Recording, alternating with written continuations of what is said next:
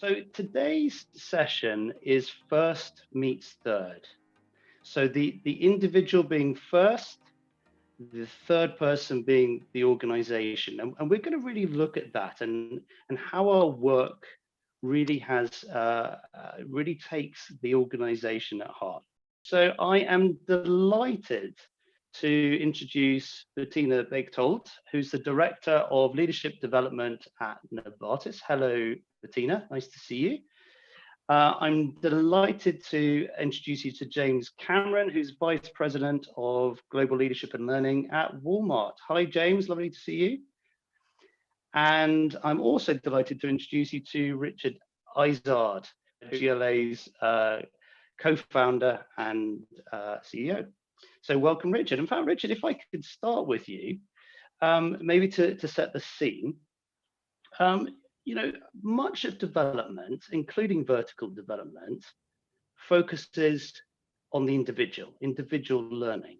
But could you just speak to the challenges of developing individuals who are still limited or challenged in their impact on the wider organization and change?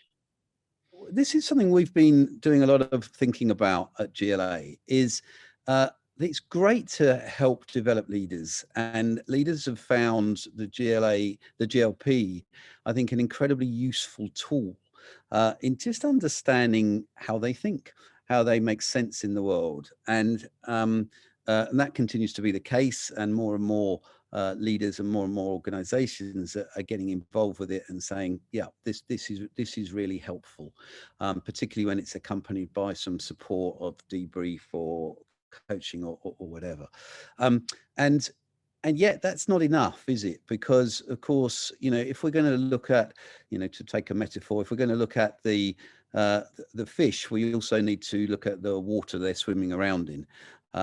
Or some different metaphor someone used the other day, if we're going to look at the bees moving around between the flowers, then we've got to look at the air they're moving in and so on.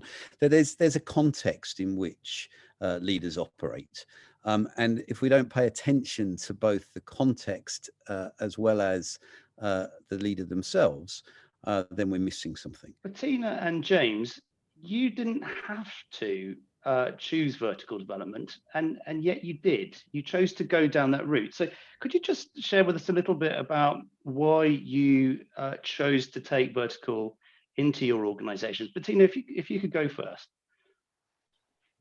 Yeah, so I think in our case at Novartis, there's a bit of a dual dynamic, I guess, at play here. So vertical development is not entirely new, I guess, to our organization. So some elements and ideas have been used for many years, but much more subtly and less explicitly. And then we got a new CEO 3 years ago. And he has a very strong focus on culture and a very different understanding as well of what leadership means, and a bigger vision than I would say most people have. So that was lucky, I guess, in some ways for us.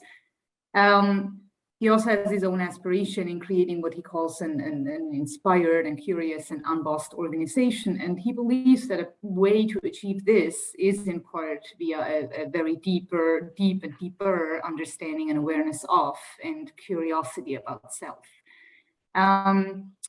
So while that was going on at the same time, like many organizations, we just kind of came to a realization that the sole focus on skills the acquisition has not necessarily addressed challenges in leadership or in the quality of leadership, at least not sufficiently, and therefore also not impacted culture the way we probably would have hoped it would. So these two kind of events, or these two things happening at the same time, sort of led us to vertical development as that missing piece. It's almost that additional thing that has been kind of lacking. Once I'd started to understand the GLP and experienced it myself, I just felt I had no choice but to try and bring it into our company. But what's been missing, even although we started in a small way, the group of about 12 executives, what was missing was a context which would allow us to bring it in, which has happened in the last 18 months. What's really helped us accelerate has been a decision by the company to move from sustainability to becoming a regenerative company. In other words, adding value to the world, not just doing less harm, which is very, very complicated and multifaceted.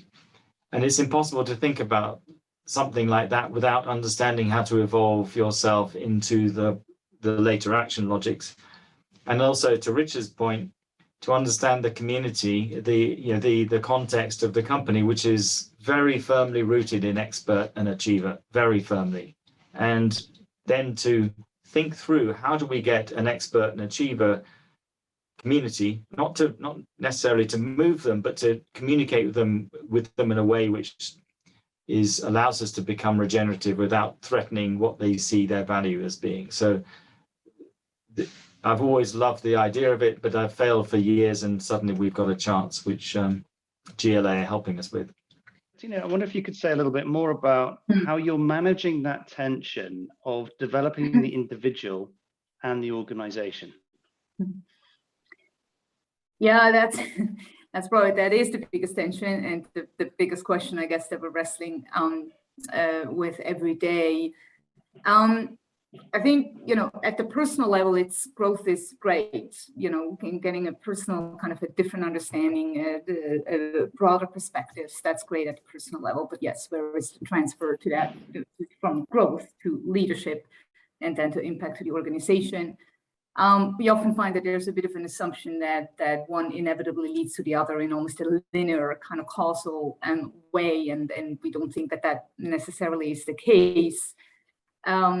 We have been focusing on making very purposeful choices and moves to start at the individual level, yes, and that is highly important, continues to be important, but then make that switch towards saying, now expand that to the world, understand the world around you. So what's that move towards from yourself to the next thing, and then your role in the context of that bigger something, whatever that world may look like.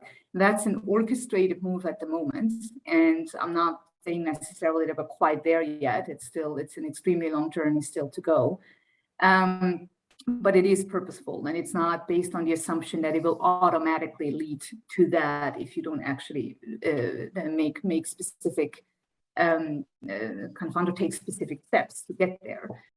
To Bettina's point about the horizontal, the competencies that you need, the skills you need to develop, we find that later stage leaders are able to guide their teams towards the appropriate competencies. So you still need horizontal, but you need to, in our case, we need people who are more likely to take risks, be entrepreneurial, use data to really dig deep into what the competition's doing, what the customer's doing. All those are horizontal skills, but without their leaders giving them the guidance and setting what Richard was referring to as the context, without that, they're working on the wrong stuff. They're happily developing the wrong skills. They're still being good at what they always used to be.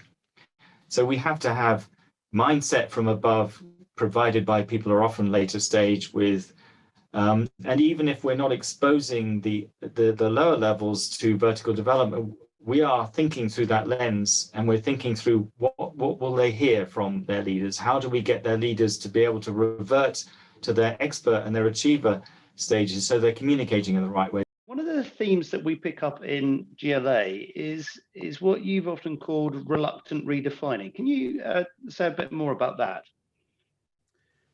Yeah, so it's a really interesting sort of phenomenon. Once you start bringing the first person learning together with the context that they're in, then how do people show up?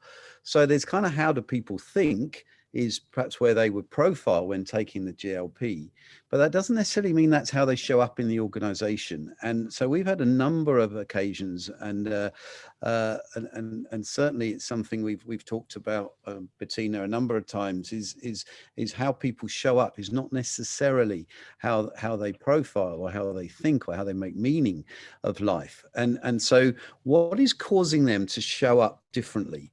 And sometimes we've had the scenario where we've asked people in roles like James and Bettina's, where we've said, how do you think this group is going to profile? And we'll get, oh, well, pretty early stage, they're that's the way they are in this organization, and they'll profile pretty early stage. And then we profile them and they profile significantly later stage. There's a gap there. Why is that? And we've dubbed the term reluctant redefiners because we found so many people who are actually really thinking in a post-conventional way, are really able to start looking into the assumptions of the way they see the world, maybe deconstructing some of the ideas that they've previously held. But they don't necessarily feel confident to express that in the organization, that there's something in the organizational system that restricts. And that leads to and maybe that's something in the leadership culture. And that leads us to the idea that, wow, well, there's probably a huge amount, therefore, of latent leadership potential sitting in the organization. That something around the context or culture, if you want to use that word, is blocking coming out. And wouldn't it be amazing if somehow the organizational system could shift to the extent that people felt comfortable to not be reluctant anymore, but to use their thinking the way they've grown to influence the wider organization. So the challenge comes on both sides, for the individual to grow and then for the organization to provide the environment where they can thrive and fully contribute.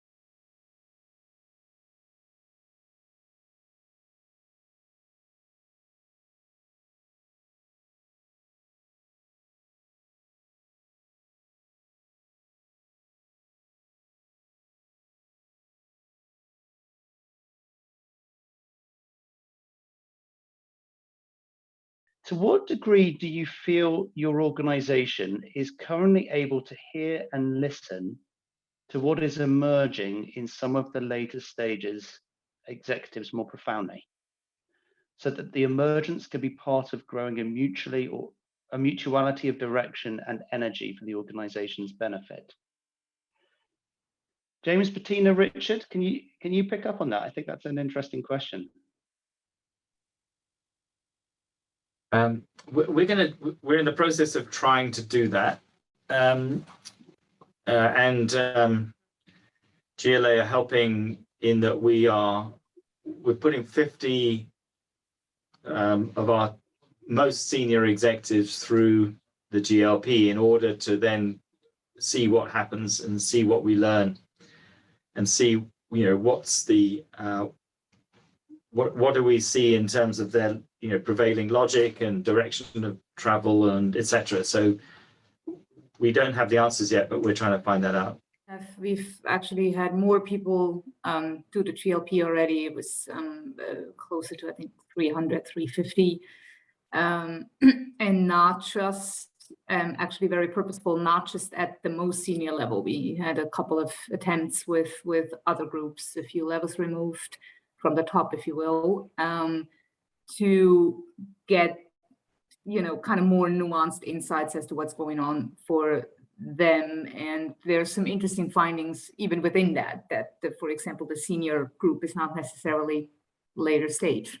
Well, some are, but not all of them. So you do find that kind of entire range across several groups. And in one particular case, people reporting into them were actually later stage than people at the top level, similar to what James alluded to before. So we've done some of that. I like the word dance when you're talking between the two, that it's somehow there's something going on in the organization that's bubbling up, emerging, as we've said. There's something going on in individuals, and if maybe we can move on from a tension. It can cause a tension, and maybe that tension is a healthy tension. You know, that's the other thing I think about it. It's whether tension is inevitable, I don't know, but sometimes the tension can be healthy. That if actually the individuals start putting some kind of influence on the system or pressure on the system to shift.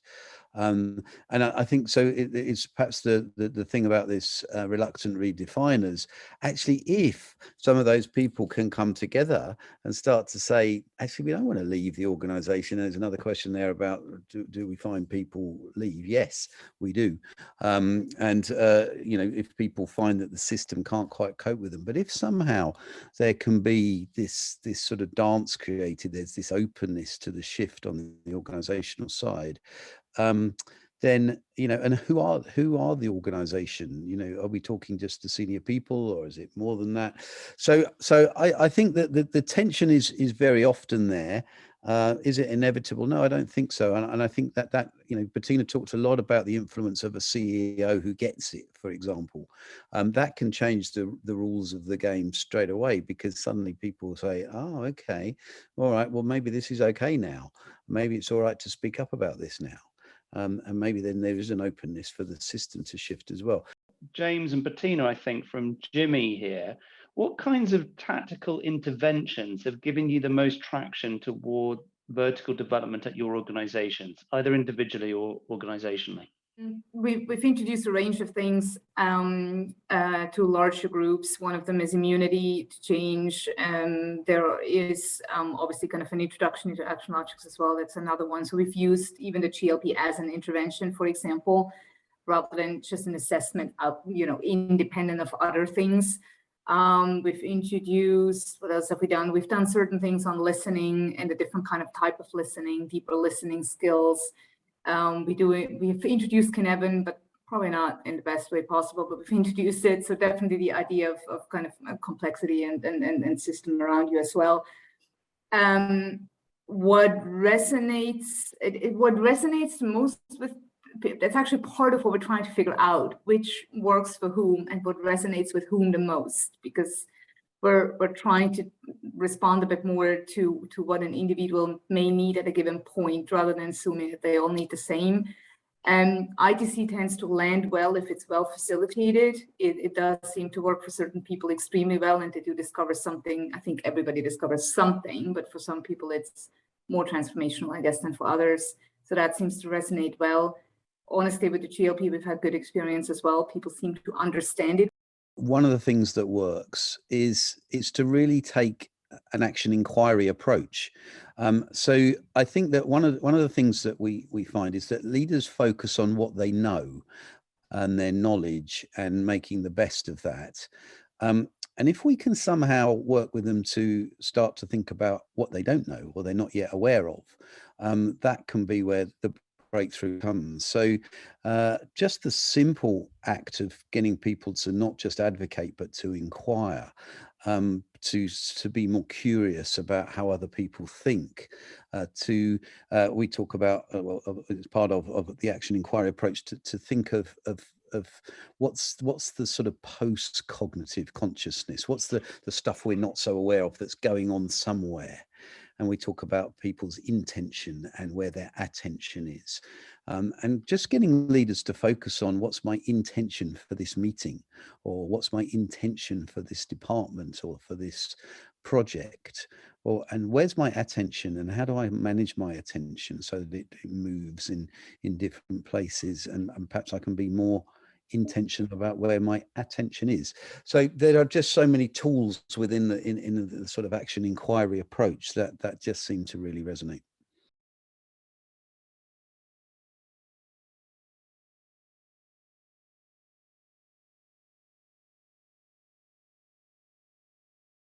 We're going to take a slightly different thought, and that is what we are seeing: an increasing number of leaders profiling at redefining, probably a lot more leaders profiling at redefining than certainly would have been the case 20 years ago, which raises lots of questions in itself. But last time we met, we talked about the redefining action logic and that movement from achiever into redefining. The interesting bit is that we're not finding many leaders making then the next step from redefining into transforming. And so what we're going to be talking about next time is why is that? And what will it take to see more of the redefining leaders making that transition into transforming? So that's our plan for next time we meet. Great, thank you. And that's going to be October the 13th at the same start time as today. I'm just delighted that you've all been here today. I hope you've had a really great conversation. We certainly loved having you on the call. Do join us for October the 13th. We've also got a foundation program starting in September and a vertical OD certification in November. So do find out more about that on our website if you're interested. But thank you to you all, and especially thank you to Bettina, to James, to Richard. Thanks, everyone. See you next time. Thanks for having us. Thanks for having us, guys.